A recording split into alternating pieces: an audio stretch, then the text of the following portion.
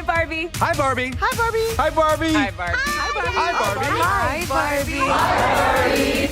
Hi, Barbie. 올해 여름 최고의 기대작 바비. 무조건 흥행 성공할 것 같은 이 영화의 푸티지 미리 보고 왔습니다. 스포 없는 관전 포인트와 미리 알면 좋을 사실들 알아볼까요? 세상에서 가장 유명한 장난감 바로 바비죠.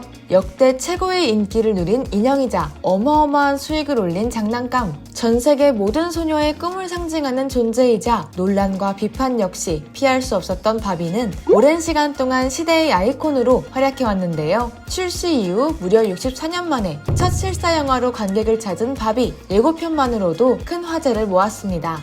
티저에 공개됐던 2001 스페이스 오디세이의 오마주 장면, 바비가 등장한 뒤 소녀들이 그간 가지고 놀았던 아기 인형을 깨부수는 장면이 꽤 강렬한데요. 알고 보면 실제 바비가 등장한 배경도 이와 정확히 똑같았다는 사실. 소녀들이 가지고 놀 수 있는 장난감이라곤 종이로 만든 인형 옷 입히기 혹은 엄마를 꿈꿀 수 있는 아기 인형이 전부였던 1950년대 장난감 회사 마텔을 운영하던 루스 핸들러의 머릿속을 번뜩 스쳐 지나간 아이디어가 있었으니 다양한 장난감을 가지고 놀며 가지각색의 상상력을 펼치던 아들 케네비의 딸 바버라의 장난감이 너무 부족하다고 생각했던 그녀는 딸이 얼음 모형의 인형을 통해 더욱 다채로운 꿈을 펼치길 바라는 마음으로 바버라의 이름을 딴 인형 바비를 제작했습니다. 여성들의 직업이 한정적이었던 시대, 바비는 다양한 직업을 통해 소녀들의 시야를 넓혔고 그렇게 시대와 함께 발전하며 약 180개의 직업을 가지게 되었죠.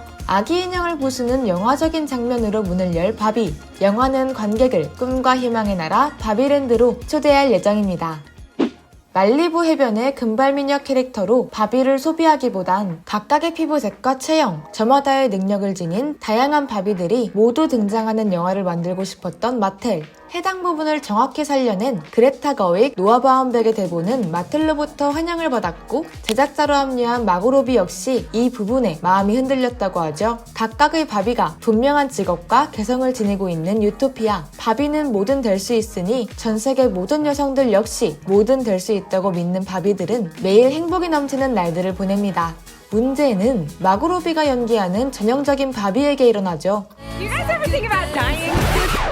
언젠가부터 죽음에 대해 생각하기 시작한 그 이후 바비에게 이상한 일들이 벌어지는데요. 결국 그의 발꿈치가 내려앉는 사태가 벌어지고 맙니다. 더 이상 바비스럽지 않은 바비가 된 그녀. 이를 해결하기 위해 이상한 바비를 찾아가는데요. 그는 바비에게 현실로 넘어가 또 다른 진실을 파헤쳐야 한다고 말하죠. 늘 행복하게만 했던 바비가 현실적인 걱정을 시작하며 내면의 실타래를 점점 키우고 바비랜드를 떠나 현실 세계를 경험하는 과정은 인형을 가지고 놀던 소녀의 성장과 맞닿아 보이기도 합니다. 현실에서 이런저런 일을 겪을 바비. 새로운 경험을 통해 내면의 성장을 이루며 많은 일들이 벌어질 것 같은데요.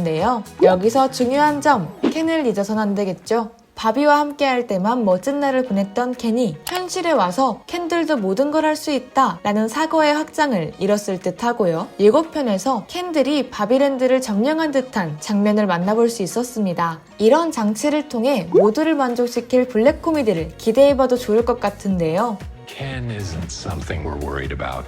What?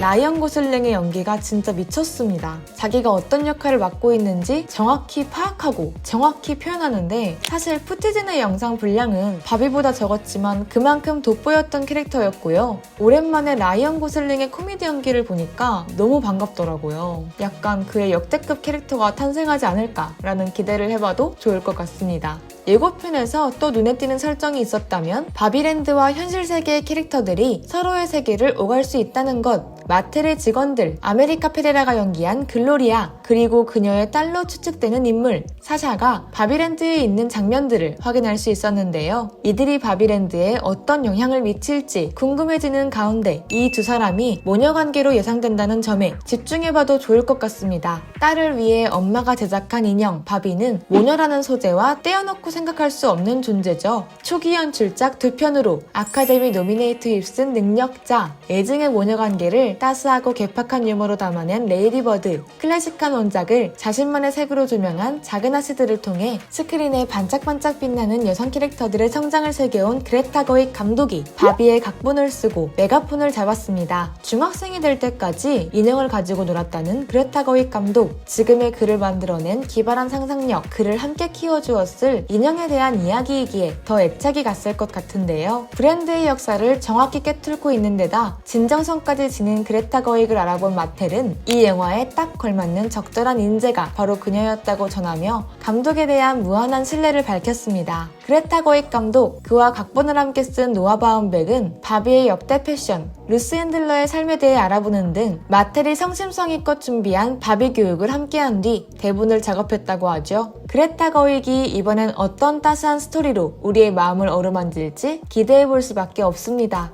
사실 이 영화 비주얼만으로도 그냥 다한 작품이에요. 뮤지컬 시퀀스들, 그를 이루는 세트 디자인과 음악을 함께 보고 듣는 것만으로도 정말 황홀한데요. 실제 크기로 제작된 바비랜드 세트, 그를 위해 페인트 회사 로스코에서 생산된 전세계 핑크 페인트를 모두 소진했다는 어마무시한 비하인드가 화제를 모으기도 했죠. 바비랜드의 모든 것들이 완전히 인조적인 장난감으로 보이면서도 관객이 화면에 손을 뻗어 모든 것을 만질 수 있는 현실감을 이뤄내길 원한 제작진. 해리포터 시리즈를 통해 이미 거대한 판타지 세계관을 완성한 바 있던 데이비드 헤이먼이 바비랜드를 창조하는 데 힘을 보탰다고 하죠. 오만과 편견, 안나 카레니나 등 주로 시대극을 작업한 사라 그린우드, 케이티 스펜서가 세트 제작을 맡았는데요. 리차드 노이트라의 카우프만 저택을 비롯한 팜스프링스의 모더니즘 건축물들의 영향을 받아 바비랜드의 건물들을 제작했습니다. 인형해진 느낌을 살리기 위해 세트의 비율을 평균 23% 줄인 채 제작했는데요. 덕분에 배우들은 커 보이지만 전체적으로 공간이 작아 보이는 효과를 연출할 수 있었죠. 드림하우스엔 벽이 없기 때문에 2층에서 생활하는 장면을 촬영하던 배우들은 와이어를 착용한 채 연기에 임했습니다. 바비랜드 내 핑크색이 아닌 공간도 확인할 수 있었는데요. 이상한 바비의 집이죠. 여러 색채가 활용된 데다 크기도 훨씬 큰데요. 아이들의 거친 플레이로 인해 이미 현실의 때가 많이 묻은 그녀. 세트의 크기를 통해 현실 세계와 맞닿은 느낌을 연출했다는 점도 돋보입니다. 바비의 삶을 통해 우리의 인생을 이야기할 그레타 거윅 감독. 아메리카 페레라는 인터뷰를 통해 모두가 각자만의 바비가 될 수 있다고 이야기하는 영화로 바비를 소개했는데요. 두아리파, 카롤지, 니키 미나즈와 아이스 스파이스를 비롯해 50-50까지 사운드 트랙만으로 완벽한 배부름을 선사할 듯한 이 영화가 올해 여름 우리에게 얼마나 다채로운 감상을 전할지 기대해봐도 좋겠습니다. 오늘 제가 준비한 이야기는 여기까지입니다. 시청해주신 분들, 구독자분들 모두 감사드리고요. 저는 다음에 또 다른 영화 이야기로 찾아오겠습니다. 감사합니다.